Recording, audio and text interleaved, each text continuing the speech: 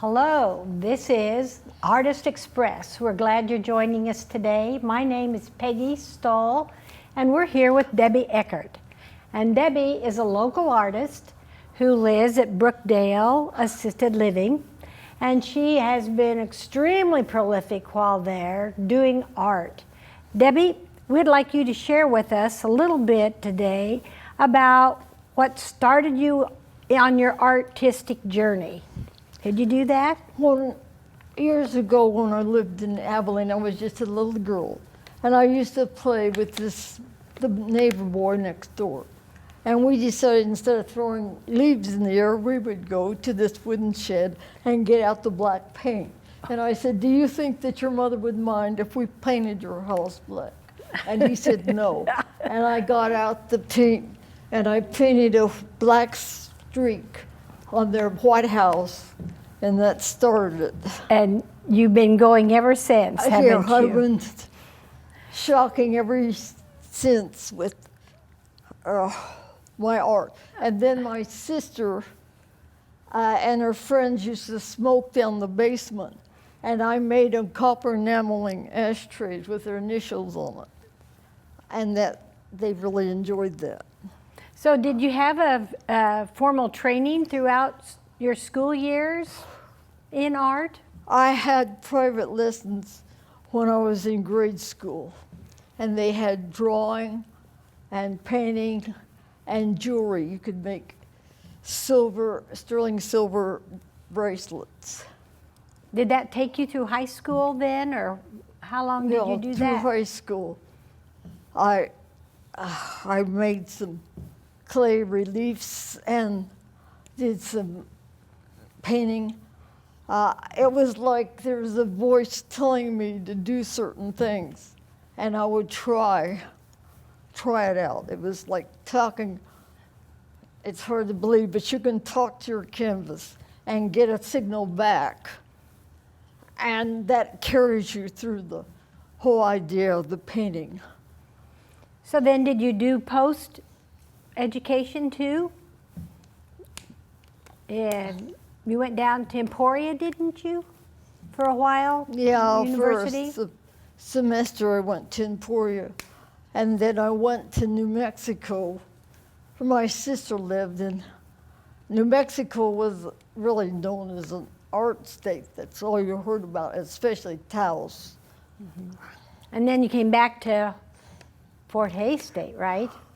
Yeah, I came back to Fort Hays, and I started in a beginner's class, and there I was told I was an artist. I didn't need the beginner's class, and I just started expressing art. I just like I got a taste of some good tasting ice cream. I couldn't stop eating it. And it just went on and on. On and on. And what was your favorite media? What did you like the best during Well, those I started years? out in sculpture, but With bronze, wood, clay, what did I you? did some bronze, and I did some clay relief, and I worked in lead. And one of the weirdest art pieces I did was I got 2 pieces of lumber, and I painted these bright psychedelic colors on it. And then I put paint, masking tape to block out areas, and then I painted it. And then I pulled off the paint and I showed out the psychedelic colors. And that was in, that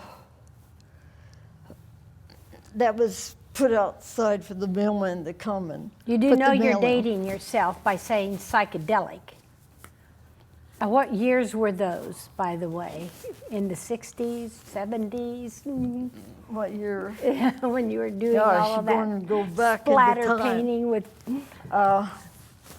Probably the psychedelic colors was probably in my 70s. Yeah. And I hammered nails. So it was really kind of a hazardous piece of art. And then there was another piece of art.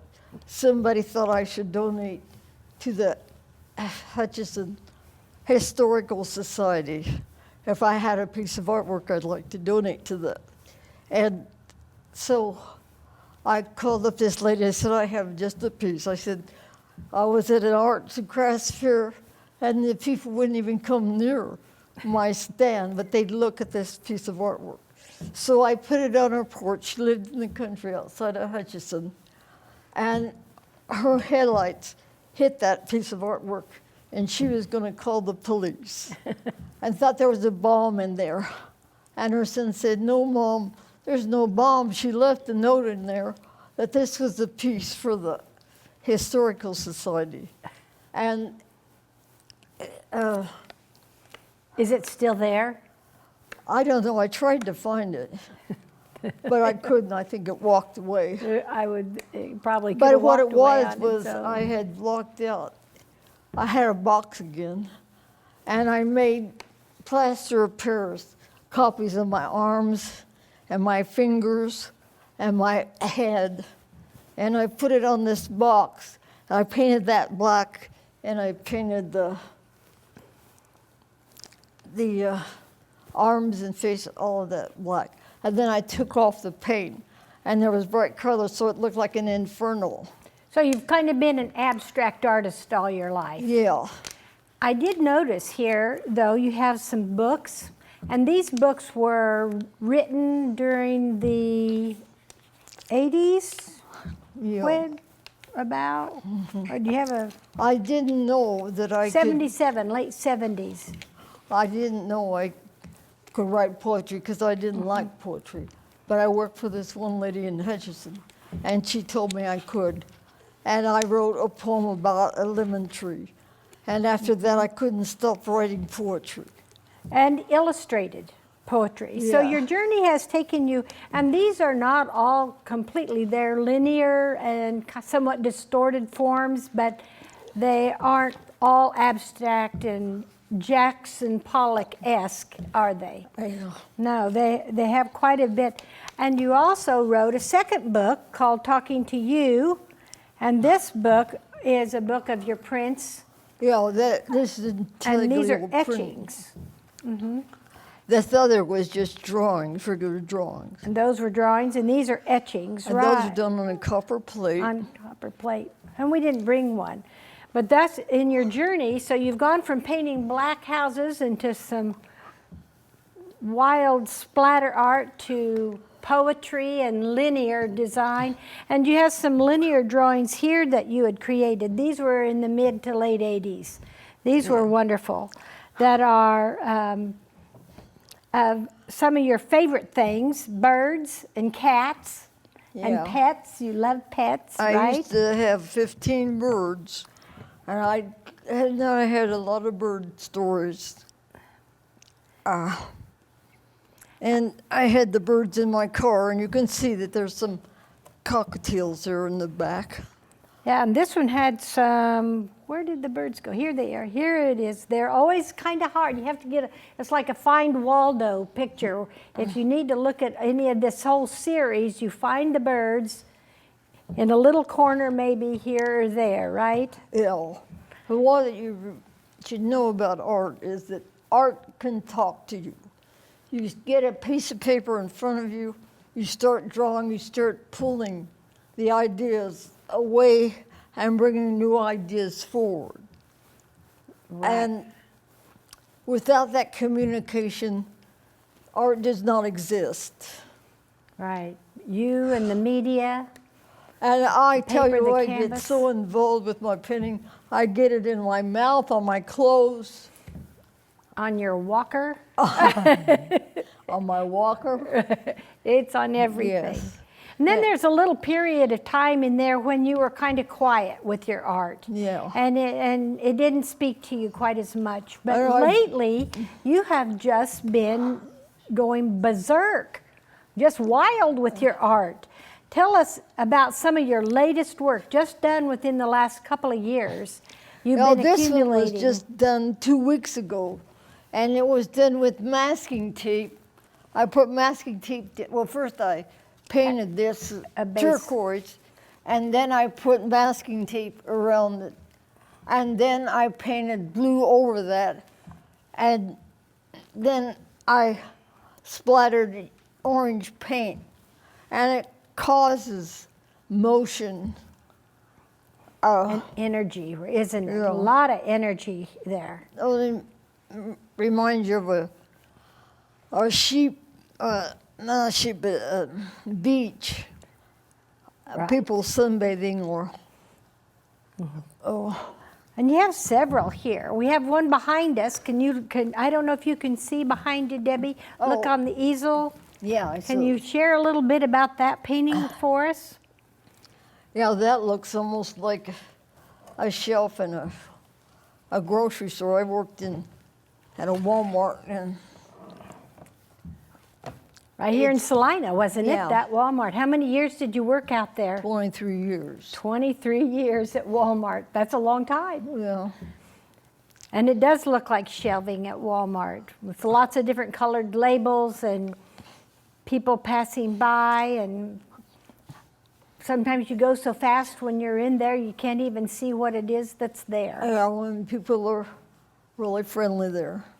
But now that painting, I like jazz and blues, and I play the flute. And that reminds me of a jazz band, only you have it turned wrong. Sorry, whoops. She Oh, turns that's real my nice, painting aren't I wrong. nice? Really good. Up here you can see the instruments and feel the action. Of the jazz, right. And forgot it people was dancing horizontal. below. I think that it could be this way. You could have the staff You going can have them across. sliding down if you want to. Yeah, you could, as we do.